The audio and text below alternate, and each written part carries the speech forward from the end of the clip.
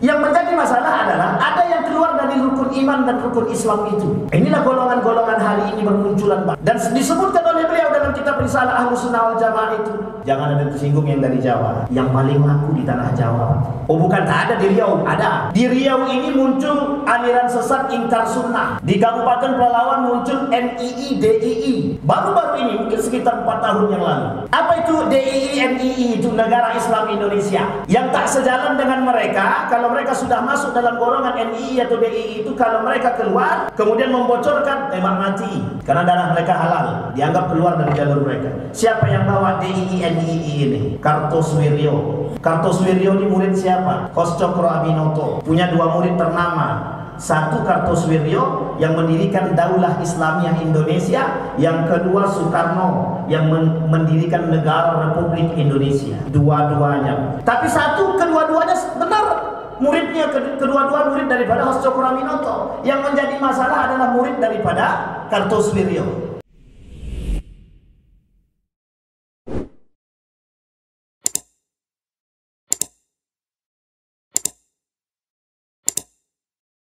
Di malam hari ini kita mencoba untuk mengkaji hal-hal yang terkini, terbaru dari masalah-masalah yang ada saat ini, terkhusus pada permasalahan akidah. Saya tak bahas akidahnya, tapi kita membahas pada masalah aliran-aliran sesat yang hari-hari ini Majelis Ulama Indonesia sedang berkeliling Kota Pekanbaru untuk kemudian mensosialisasikan tentang aliran-aliran sesat. Karena mohon maaf, aliran-aliran sesat itu cukup laku, cukup banyak, dan itu perlu kita cari tahu. Setidaknya Majelis Ulama Indonesia memperingatkan kepada kita bahwa permasalahan aliran-aliran sesat ini itu berkaitan kepada akidah. Karena mohon maaf, banyak sekali yang terjangkit penyakit-penyakit itu. Di mana dasar permasalahannya? Dasar permasalahannya terletak pada iman, terletak kepada akidah dia. Bapak Ibu sekalian yang berbahagia, seorang ulama besar yang bernama Said Hawa. Nama beliau siapa? Said Hawa. Ulama besar. Said Hawa ini pernah dinukil oleh seorang profesor dalam bukunya tentang kuliah akidah. Setidaknya ada 20 hal, kata Said Hawa dalam kitab tersebut, yang membatalkan syahadat. Jadi masalah akidah itu sensitif. Masalah akidah itu sensitif. Kata Said Hawa, 20 hal yang membatalkan syahadat itu banyak sekali. Ibarat orang yang berakidah itu kata para ulama seperti orang yang sedang berada di atas ujung tanduk. Jadi Bapak Ibu, orang yang berakidah itu, orang yang bertauhid itu ibarat berada di atas ujung tanduk. Ada batu, paling ujung batu di atas tuh, kemudian ini jurang kiri kanan, dia berada paling atas. Itu orang ibarat orang yang beriman. Tergeser saja sedikit kakinya jatuh dia. Jatuh ke jurang. Ada antara dua, mati atau mungkin parah cedera. Ibarat orang berakidah begitu. Jadi kalau rusak sedikit akidah dia, itu bisa menyebabkan syahadat dia batal. Syahadat batal itu maksudnya apa? Dampak daripada perbuatan syahadat batal tadi, itu semua amal ibadah dia tak kena terima. Tidak mau orang terima. Allah tak mau terima. Jadi kita ambil contoh begini. Ada orang yang sedang, mohon maaf, percaya pada dukun. Percaya pada dukun. Orang yang percaya dengan dukun itu ibadahnya tak ada guna, sia-sia. Haba'an manthura, kata Nabi. Ja'alnahu haba'an manthura. Kami jadikan itu seperti debu yang berada di atas batu, tinggal angin datang tiup selesai. Ibadah dia seperti itu. Ibarat seperti yang kayu dibakar itu jadi tinggal sisa abu. Kena tiup habis. Itu ibaratnya, Pak.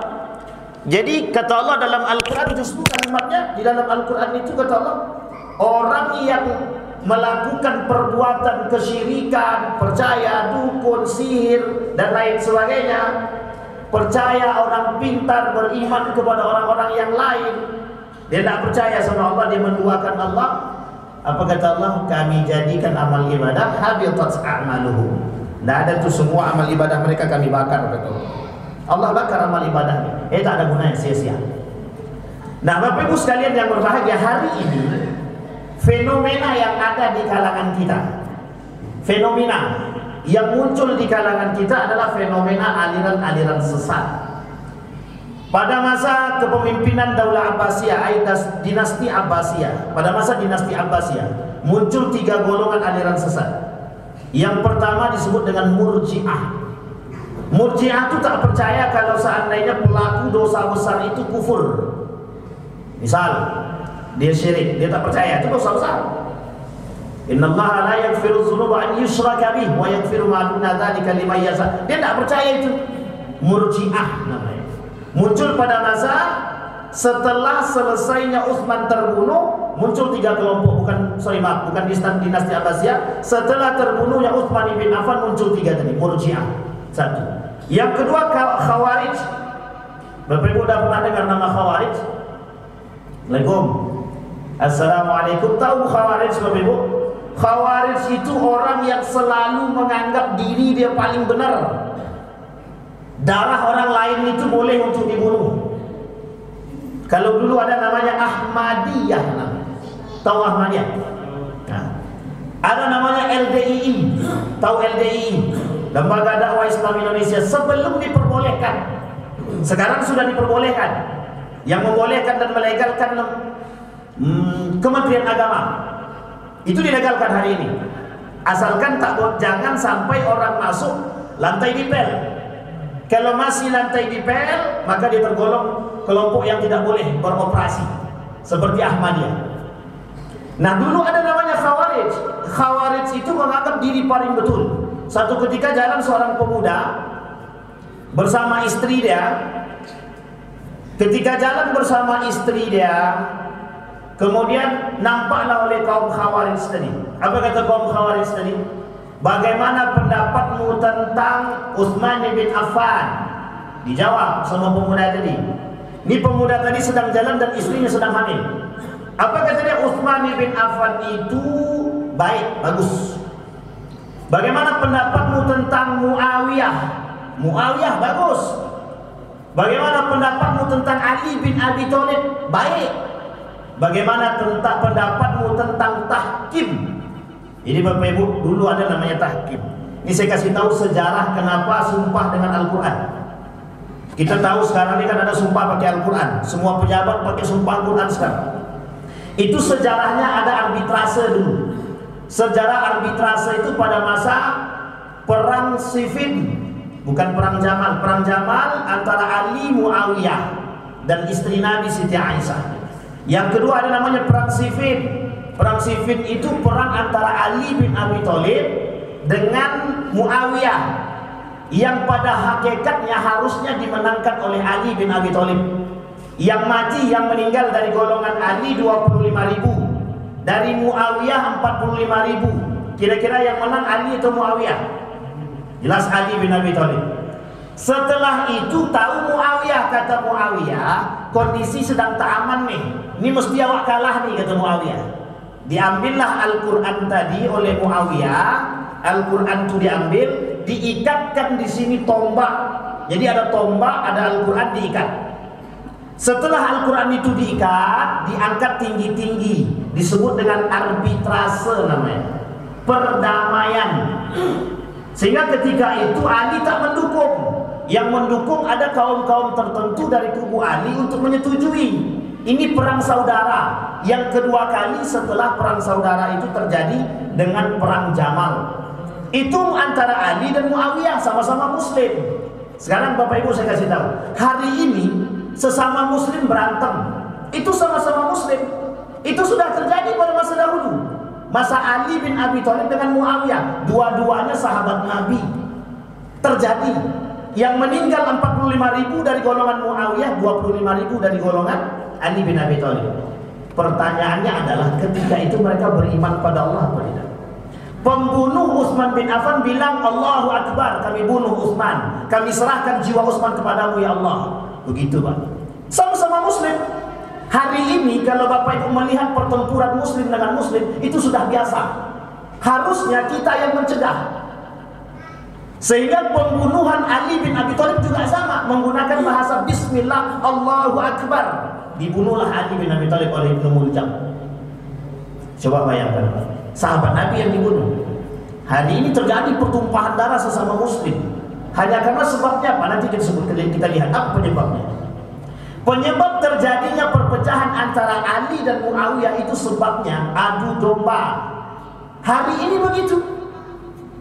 Terjadinya pertikaian satu dengan yang lain karena satu saja, adu domba. Dan mengapa umat muslim bisa terpecah? Itu bukan karena permasalahan furu'iyah, bukan. Bukan masalah fikih, bukan. Lebih kepada gaya hidup, lebih kepada orientasi hidup. Kemana arahnya? Yang satu pengen dunia, yang satu pengennya akhirat. Tidak akan ketemu Pak. Makanya ketika itu para ahli sejarah mengatakan, mohon maaf, sempat tersinggung. Para ahli sejarah mengatakan anak daripada Muawiyah, Yazid bin Muawiyah, yang membunuh Al-Husain dalam tragedi Karbala, yang Bapak Ibu ingat, yang Bapak Ibu peringati dalam puasa Asyura. Sampai sini paham Bapak Ibu ya? Puasa Asyura itu puasanya Bani Israel. Di masa di tanggal 10 Muharram itu terbunuhnya Al-Husain, yang disebut dengan Karbala, yang oleh kaum Syiah diperingati dengan memukul badan. Dan kita berpuasa. Puasa itu sebenarnya puasa Bani Israel. Dan itu Nabi sampaikan dalam hadisnya, puasa 10 Muharram itu puasanya Bani Israel. Tapi Nabi kata, yang lebih berhak daripada Bani Israel itu aku, kata Nabi, bukan mereka. Kata Nabi Muhammad, yang paling berhak berpuasa itu bukan Bani Israel tapi saya, kata Nabi. Kenapa? Karena dari keturunan Nabi itu cuma aku, kata Nabi, yang paling berhak. Sehingga ketika itu Nabi berpuasa Asyura untuk menyaingi puasanya kaum Bani Israel yang hari ini disebut dengan Yahudi. Sampai sini paham Bapak Ibu ya? Ini sejarah Bapak Ibu, biar kita tahu. Jadi perang itu disebabkan adu domba. Hari ini kalau kita tahu permasalahan perang saudara karena adu domba, harusnya kita yang menyadarkan diri. Kita bukan penyuluh gitu harusnya. Nah, kembali masalah tadi Bapak Ibu. Muncul Pak, setelah terbunuhnya Utsman bin Affan itu muncul Khawarij, muncul Syiah, muncul. Yang tak suka dengan Ali keluar dari barisan Ali disebut dengan Khawarij. Yang suka dengan Ali bin Abi Thalib membuat namanya Syiah. Yang keluar dari pemahaman Khawarij disebut dengan Murji'ah. Ketiga-tiganya sesat. Nabi meninggal, yang muncul siapa? Nabi palsu. 3 sekaligus Nabi palsu muncul. Nabi Muhammad meninggal, baru hari pertama Nabi meninggal, besoknya sudah muncul Nabi palsu. Pada masa Abu Bakrin Siddiq tugasnya menghadapi nabi-nabi palsu itu. Jadi kalau hari ini aliran sesat itu muncul, itu sudah dikatakan oleh Syekh Hasim Al-As'ari, menukil dari kata baginda Nabi Muhammad SAW. Golonganku, kata Nabi, golongan Nasrani Yahudi itu terpecah 71, golongan Nasrani terpecah 72, sedangkan kita umat muslim terpecah jadi 73. Di antara semua ini satu yang selamat, Ahlus Sunnah wal Jamaah. Dan oleh kata Syekh Hasim Al-As'ari, mohon maaf, jangan ada tersinggung, dan itu akan muncul golongan-golongan itu yang jumlahnya itu 73 dikategorikan yang sesat-sesat tadi, selain daripada Ahlus Sunnah wal Jamaah. Siapa Ahlus Sunnah wal Jamaah? Yang percaya rukun iman itu, rukun iman ada berapa rukun iman? Nah, rukun Islam ada berapa Bapak Ibu? Orang yang masih percaya dengan rukun iman dan rukun Islam dan menjalankan serta mengamalkan Ahlus Sunnah wal Jamaah. Sampai sini paham ya Bapak Ibu? Yang menjadi masalah adalah ada yang keluar dari rukun iman dan rukun Islam itu. Inilah golongan-golongan hari ini bermunculan Pak. Dan disebutkan oleh beliau dalam kitab Risalah Ahlus Sunnah wal Jamaah itu, jangan ada tersinggung yang dari Jawa. Yang paling laku di tanah Jawa. Oh bukan, tak ada di Riau, ada. Di Riau ini muncul aliran sesat ingkar sunnah. Di Kabupaten Pelalawan muncul NII, DII. Baru-baru ini, mungkin sekitar 4 tahun yang lalu. Apa itu DII, NII? Itu Negara Islam Indonesia. Yang tak sejalan dengan mereka, kalau mereka sudah masuk dalam golongan NII atau DII itu, kalau mereka keluar, kemudian membocorkan, tembak mati. Karena darah mereka halal, dianggap keluar dari jalur mereka. Siapa yang bawa DII, NII ini? Kartosuwiryo. Kartosuwiryo ini murid siapa? Hoscokro Abinoto. Punya 2 murid ternama. Satu Kartosuwiryo yang mendirikan Daulah Islamiyah Indonesia, yang kedua Soekarno yang mendirikan Negara Republik Indonesia. Dua-duanya. Tapi kedua-duanya benar muridnya, kedua-dua murid daripada Hoscokro Abinoto. Yang menjadi masalah adalah murid daripada Kartosuwiryo. Kartosuwiryo pengennya Daulah Islamiyah Indonesia, tapi dengan jalur yang benar, khilafah. Tapi kemudian muridnya nggak pengen. Ketika meninggal Kartosuwiryo, terjadilah penyesatan, Pak. Dan di jalur tersebut muncul NII. Nggak sholat dia, lebih penting rapat daripada sholat. Itu yang terjadi. Boleh cek, begitu keadaannya. Iya, bagi mereka halaqah, kajian itu lebih baik dan lebih penting daripada sholat. Sama dengan Murji'ah. Kata Murji'ah, tinggalkan sholat itu tidak ada masalah. Iman itu urusan masing-masing gitu. Itu aliran sesat. Sampai sini paham ya? Baik, ini penting untuk kita pahami. Sehingga Majelis Ulama Indonesia menuliskan pentingnya pemahaman ini. Kata Majelis Ulama Indonesia, biar generasi selanjutnya itu ngerti. Karena semakin hari aliran sesat itu semakin bermunculan. Kita lihat sekarang hari-hari ini, Bapak Ibu boleh lihat tuh di berita-berita kan. Nggak perlu kita angkat pun Bapak Ibu udah tahu semua kan. Adanya si A dan si Anu gitu. Ada yang nelpon Tuhan pakai HP, ada yang berkomunikasi dengan Tuhan, ada yang berbicara dengan semut dan lain sebagainya. Itu kondisi hari ini Bapak Ibu. Tapi ingat, bukan mereka tak punya pendukung. Bahkan mohon maaf, mereka berani mengatakan, ketika mengatakan nama mereka, malaikat mungkar nakir pun takut. Ketika disebut nama dia, malaikat mungkar nakir pun takut. Ingat, yang paling ditakuti mungkar nakir siapa? Adakah begitu? Dan ini menjadi masalah. Akhirnya apa? Itu menjadi keresahan publik. Sehingga mohon maaf, orang seperti ini ketika dibiarkan, apa yang terjadi? Banyak sekali pengikutnya. Banyak, ribuan pengikutnya. Nah, maka kata Majelis Ulama Indonesia, setidaknya ada 10 karakter. Kalau ada di antara 10 ini terindikasi dalam salah satu organisasi, maka kata Majelis Ulama Indonesia itu alirannya sesat. Yang pertama mengingkari salah satu rukun dari rukun iman yang 6 dan rukun Islam yang 5. Kita ambil Syiah. Syiah Bapak Ibu. Tahu Bapak Ibu Syiah ya? Di Pekanbaru ini Syiah ada Bapak Ibu. Tolong jaga betul anak-anak Bapak Ibu. Mungkin yang tua-tua selamat, tapi yang muda-muda belum tentu. Aliran Syiah saat ini di Pekanbaru sedang ada. Dulu merajalela, sekarang lumayan. Bahkan sudah banyak gaya-gaya mereka sekarang. Mereka tak pengen dipanggil Syiah, mereka berubah seperti kita. Ada yang membuat prostitusi. Orang Syiah, dia buat prostitusi, tapi diam-diam. Bahasanya sebenarnya nikah mut'ah. Ada di Pekanbaru, Dan uniknya lagi, pernah terindikasi beberapa tahun yang lalu di Pekanbaru ini, pondok pesantren yang dibubarkan oleh Mustafa Umar, Ustadz Dr. Mustafa Umar, dibubarkan sama beliau. Ternyata Syiah. Nah, ini bahaya Bapak Ibu. Syiahnya apa bagusnya? Bagusnya tak ada. Selain dari nikah mut'ah, tak ada lagi yang bagus. Cuman itu saja yang dipopulerkan dia. Sampai kawan saya bilang, kalau enggak Syiah enggak yes. Apa enaknya saya bilang gitu? Datanglah sini dulu. Berapa banyak perempuan yang kau inginkan? Insya Allah aku bisa berikan. Kalimat insya Allah lagi. Nah, ini bahasa bahaya ya Pak. Ada yang pengen boleh daftar gitu. Apa yang menyesatkan? Yang menyesatkan banyak Pak. Majelis Ulama Indonesia mengklasifikasi. Syiah itu banyak. Satu Syiah Rafidhah yang paling kental, yang paling kuat, yang selalu melakukan kegiatan mohon maaf, di bulan Asyura, yang mukul-mukul badan, yang mukul-mukul kepala, yang mukul dengan senjata tajam, itu Syiah Rafidah. Dan beberapa Syiah yang lain juga ada.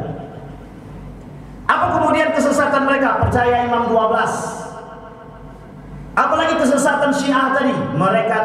Mereka mencaci maki sahabat-sahabat Nabi dan istri Nabi. Karena pada perang Jamal itu istri Nabi ikut, seperti Siti Aisyah. Jadi perang Jamal itu perang antara Ali dengan Muawiyah, di dalamnya ada Siti Aisyah. Nah, ini berat Pak. Nah, kita katakan bagaimana para ahli sejarah tidak berani mengatakan mana yang salah dan mana yang betul. Kalau salah pihak Muawiyah, ada istri Nabi. Kalau salah pihak Ali, ini sepupu Nabi, bahkan menantu Nabi. Nah, disesatkan tak mungkin juga. Karena ketika itu Bapak Ibu, Ali tidak berhasil menemukan pembunuh Utsman bin Affan, sehingga Muawiyah tidak mau berbaiat kepada siapa? Kepada Ali. Tak mau deh. Kata Muawiyah, tidak akan berbaiat sampai engkau menemukan pembunuh Utsman bin Affan. Tapi Ali sampai dia meninggal tidak menemukan. Karena tidak bisa sembarangan. Siapa pembunuh Utsman itu? Karena tidak satu orang, 6 orang. Sudah pernah kita ceritakan dulu kalau tak salah di sini. 6 orang pembunuhnya, Pak. Dan membunuhnya dengan kata bismillah. Allahu Akbar lagi. Ditikamnya 6 kali. 1, 2, 3. Allahu Akbar, tikam lagi. Itu muslim, Pak. Sama-sama muslim. Susah kita membedakan mana yang baik dan mana yang betul. Sholatnya lebih rajin daripada sholat kita. Lebih rajin, lebih baik, lebih fasih lagi. Nah, ini indikasi mengingkari. Imam 12 kata Syiah, dia yang buat masalah Karbala itu Ahlu Kufah itu sekarang Irak namanya.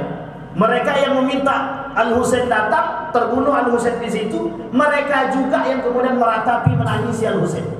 Sehingga Nabi kata, laisa minna man daraba al-khudud, laisa minna man daraba al-khudud wa, saya lupa terakhirnya.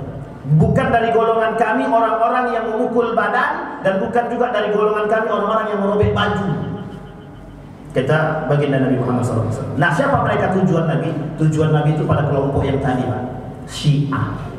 Oh, itu sesat sekali itu, Pak. Sesat sekali Syiah itu. Dia mencaci maki sahabat Nabi, baik Aisyah istri Nabi, Utsman bin Affan, kemudian siapa lagi? Umar bin Al-Khattab, Abu Bakr Siddiq. Tahun 2015 muncul buku-buku dari pelajaran-pelajaran agama yang di situ dibuat gambar-gambar para sahabat Nabi dengan gambar, mohon maaf, B1 dan B2. Bapak Ibu tahu yang saya maksud kan? Nah, gambarnya begitu, Pak. Yang digambari siapa? Nama Abu Bakar. Nama siapa lagi? Nama Umar bin Khattab. Saya sebutkan percetakannya. Percetakan yang sering bekerjasama dengan Syiah itu namanya percetakannya Mizan. Jadi kalau Bapak Ibu beli buku, tolong hati-hati dari percetakan Mizan itu. Baca dulu baik-baik. Dan ingat Bapak Ibu, Syiah itu semua, Syiah itu muncul dari berbagai macam aspek. Jangan ada tersinggung. Syiah itu muncul dari berbagai macam aspek. Dia masuk dalam budaya, dia masuk dalam politik, dia masuk dalam tatanan kehidupan, dia masuk dalam pendidikan. Itu Syiah. Masuk dia. Dan yang menulis buku itu orang Syiah. Nah, coba bayangkan. Dan film-film kenabian dicek betul. Kalau mau nonton film-film Nabi itu cek betul. Kami sudah cek itu, Pak. Rata-rata 70% semuanya dari Syiah. Nah, maka kalau kita nggak tahu channel-channelnya, itu bahaya. Salah satu channelnya Al-Manar, itu Syiah. Dan bahaya, Pak, bahaya sekali. Kemudian menambah syahadat, Pak. Syiah itu juga menambah syahadat. Nah, yang menambah syahadat, beriman selain daripada Allah, mereka beriman kepada Imam 12, seperti yang tadi dikatakan oleh Majelis Ulama Indonesia. Karakter yang pertama, beriman tidak hanya kepada rukun iman yang 6 tadi, tapi ada tambahannya. Apa tambahannya? Ali bin Abi Thalib. Yang kedua, imam mereka yang 12. Perkataan imam 12 itu justru lebih awet, justru lebih kuat daripada perkataan baginda Nabi Muhammad SAW. Nah, itulah sesat, Pak. Hati-hati, Pak. Nah, ini penting untuk kita sampaikan. Yang kedua, meyakini atau mengikuti akidah yang tidak sesuai dengan dalil syar'i, Al-Quran dan As-Sunnah. Insya Allah kalau ini kita semua sudah aman nih, Pak. Mudah-mudahan insya Allah. Asal tak percaya aja, asal tak beriman kepada duit aja, tidak aman. Kalau dah beriman kepada duit itu susah. Tidak beriman kepada kekuasaan, tak beriman kepada jabatan, tak beriman kepada manusia. Ini yang susah tuh itu. Kata Said Ahwa itu nomor yang ke-11 kalau saya tak salah. Yang membatalkan syahadat itu adalah taat secara mutlak kepada selain Allah. Ini susah. Taat dia secara mutlak selain daripada Allah itu susah. Apa maksudnya? Ada orang-orang yang gentar dengan manusia. Ketika dipanggil azan dia tidak datang masjid. Sampai di masjid. Ketika mau masuk masjid ditelepon sama pimpinan gubernur misalkan. Sini dulu kata dia. Anak sudah datang juga. Tak jadi sembahyang. Tunda dulu sholatnya. Karena apa? Mohon maaf. Begitu keadaan dia. Hari ini begitu keadaan. Tapi itu tak golongan sesat, Pak. Kufur aja. Karena dosa besar. Dosa besar. Meyakini atau mengikuti akidah yang tak sesuai dengan dalil syar'i. Apa contohnya yang tidak sesuai akidahnya dengan dalil syar'i? Dulu Bapak Ibu, sekarang masih ada. Masih ada sampai saat ini di Riau itu yang masih ikut atau percaya dan menyembah kepada pohon masih ada. Masih ada yang menyembah pohon, masih ada yang menyembah lautan, masih ada yang menyembah matahari, masih ada yang sesajenan. Kalau tak mau jangan kasih pohon, kasih kami. Insyaallah kita makan sesajenan Pak, yang isinya yang sehat-sehat. Artinya apa Bapak Ibu sekalian yang berbahagia? Hari ini masih ada orang-orang yang begitu. Di Jawa itu ada namanya Islam abangan. Bahasa lainnya Islam apa itu? Kejawen. Bapak Ibu tahu ya kejawen ya? Kejawen itu Bapak Ibu dalam bahasa ilmiahnya disebut dengan sinkritisme. Mas berislam dia tapi KTP. Nah, hari ini tak di Jawa saja, di mana-mana banyak sekarang Islam KTP itu. Kau Islam, salat kau tak, zakat kau apa lagi, puasa kau malas, tidak ada. Kalau cuma sekedar tidak menjalankan dia fasik, tapi kalau dia sudah mengingkari dia masuk dalam kategori munafik. Misal tahu dia rukun iman itu tapi dia tak jalankan, fasik. Tak sholat dia fasik, tapi kalau dia sudah mengingkari. Ini kita ambil contoh. Ada salah seorang di negara kita ini yang telah mengingkari sholat 5 waktu itu wajib. Adi Armando. Bapak Ibu tahu ya namanya, saya sebutin Adi Armando. Apa kata beliau? Tidak ada dalil sholat 5 waktu itu wajib. Nah itu sudah jelas itu munafik itu. Tapi jangan sebut pula ya Adi Armando munafik kau. Atau tak boleh lah. Kita tak boleh kata-kata orang munafik. Kita nampak dia munafik tapi kita tak boleh kata. Kau munafik kau ni tak boleh. Para ulama mengatakan mengecam, tidak boleh kita. Tapi kalau kita tahu saja cukup. Artinya kalau kita tahu dia munafik jangan ikut. Yang uniknya sudah tahu dia munafik, banyak pula pengikutnya ini. Nah ini yang menjadi masalah. Banyak pengikutnya itu, bukan tak banyak. Abu Janda itu cuma tengok. Sekali komen aja yang ikut, sekali posting aja yang komen jutaan itu Pak. Yang melihat aja kadang sampai 1 juta. Artinya apa? Laku. Kita ambil contoh Muhammad Gufron, sederhana namanya. Ketika beliau berbicara tentang malaikat, semut dan lain sebagainya dengan kuburan dan lain sebagainya, berapa banyak yang mengikuti? Bukan sedikit. Sekarang ini garis lurus saja. Kita ambil contoh Ustaz Mustafa Umar aja yang mungkin sebagian orang di sini tahu, mungkin dianggap lurus. Itu begitu tak sebanyak mereka mengikuti itu. Nah, coba saking lakunya Pak. Maka Majelis Ulama Indonesia hari ini begitu kesusahan, begitu kewalahan mengurus aliran-aliran sesat itu. Agama yang saat ini baru muncul itu oleh Luqmanul Hakim itu namanya Bahai. Diakui sebagai agama baru, namanya Bahai.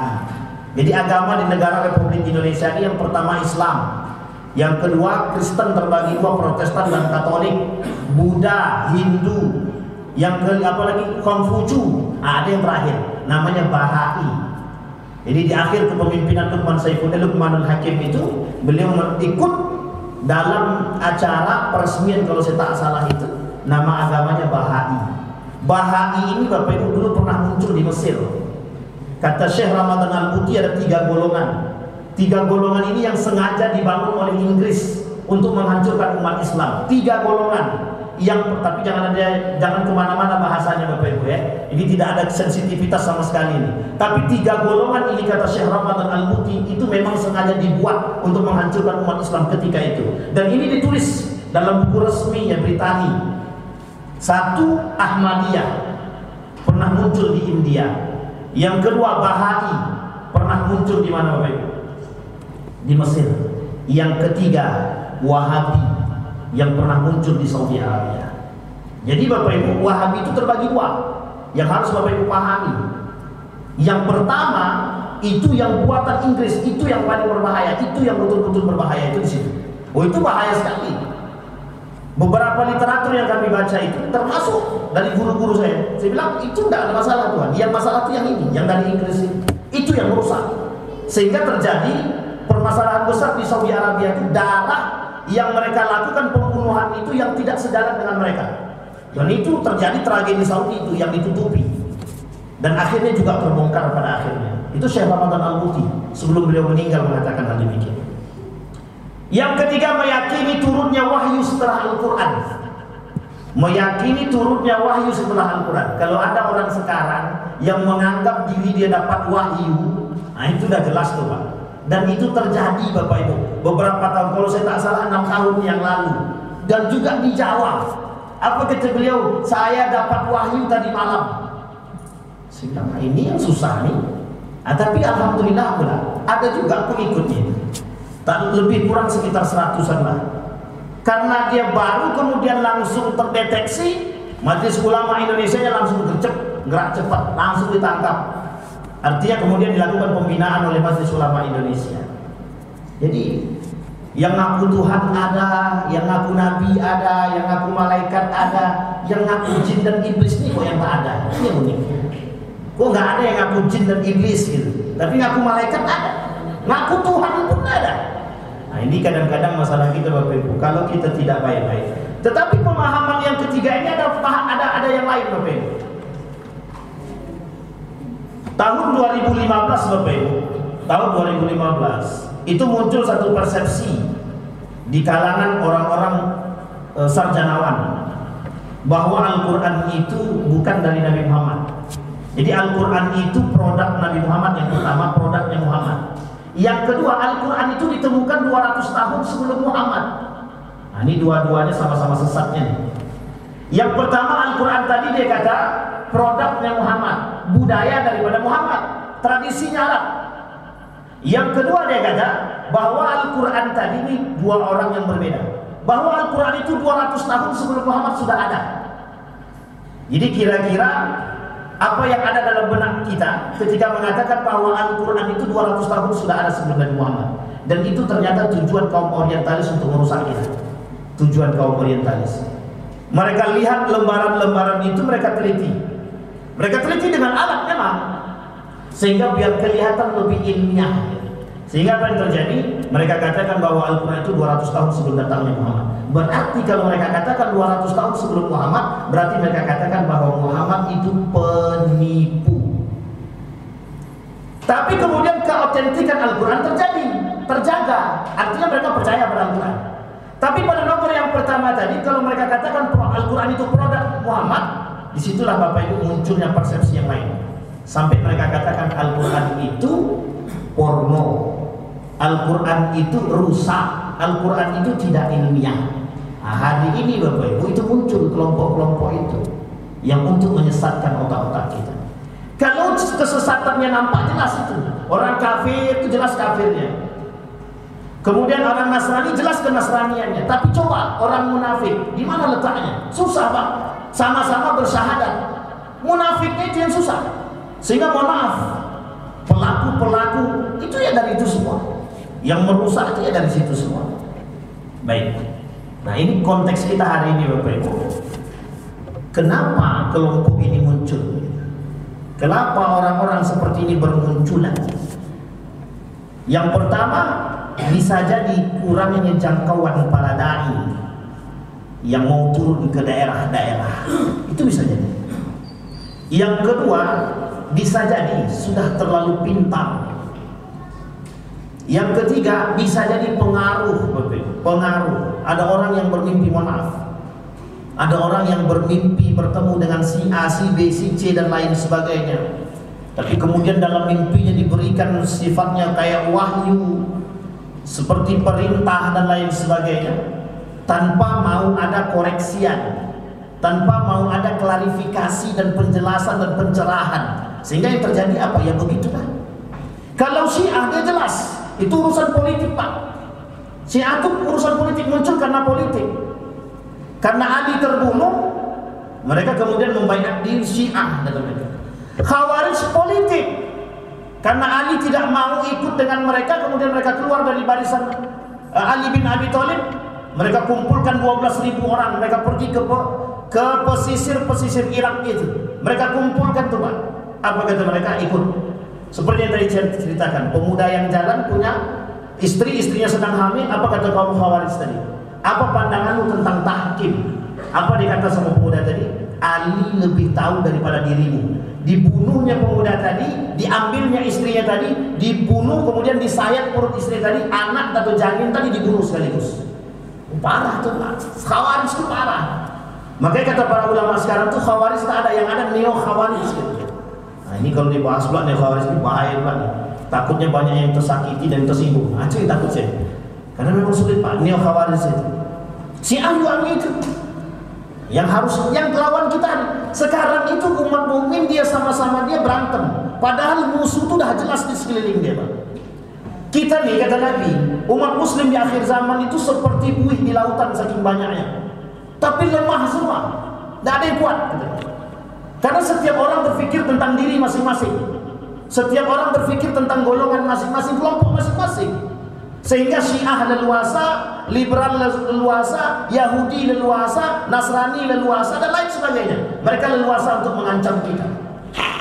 Bapak Ibu boleh cek, pemegang ekonomi terbesar di Indonesia Muslim kan? Bukan. Di dunia Muslim kan? Bukan. Dan dua golongan itu kedua-duanya benci kepada kita, benci kepada Islam.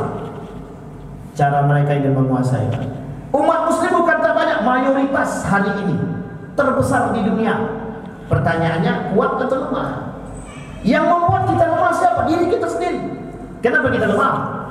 Karena kita berpikir diri kita masing-masing. Kita berpikir golongan masing-masing. Tidak berpikir bagaimana caranya ittihad, menjaga perdamaian, menjaga persatuan. Tidak berpikir. Karena setiap orang berpikir diri masing-masing. Kata Nabi, kamu Israel seperti buih di lautan. Apa penyebabnya? Penyebabnya orientasi Pak. Kata Nabi, punya penyakit dalam diri mereka. Apa penyakitnya? Wahan. Bapak Ibu tahu wahan ya? Wahan itu hubbud dunya wa karahiyatul maut, cinta dunia dengan benci kematian. Kalau kita kaitkan dengan hubbud dunia, itu orientasi tadi Pak, yang menyebabkan terjadinya ketidakbersamaan, tidak bisa bersatunya umat muslim karena dua orientasi tadi. Yang satu orientasinya akhirat, yang satu orientasinya dunia. Yang satu ikhlas, yang satu tidak ikhlas. Itu dah jelas Pak. Kalau dah begitu tidak akan temu titik tengah, tidak akan dapat titiknya. Yang satu pengennya dunia, yang satu pengennya akhirat. Berapa menit lagi? Bilang kita tadi tak bunyi-bunyi. Habis ya, sudah ya. Baik. Ini kalau tak di stop begitu untuk Pak super stop. Kalau tidak di stop bahaya Pak. Baik. Kesimpulan Bapak Ibu dari apa yang kita sampaikan malam hari ini baru nomor 3 kriteria kesesatan. Insyaallah kapan-kapan waktu kita teruskan yang 7-nya lagi, biar kita nampak aliran-aliran sesat. Insyaallah mudah-mudahan ada manfaatnya bagi kita semua. Mudah-mudahan bisa menjadi penuntut bagi kita untuk bisa memilah mana yang baik dan mana yang buruk, mana yang sesat dan mana yang tidak sesat. Fa'tabiru ya lil absar la'allakum tuflihun. Assalamualaikum warahmatullahi wabarakatuh.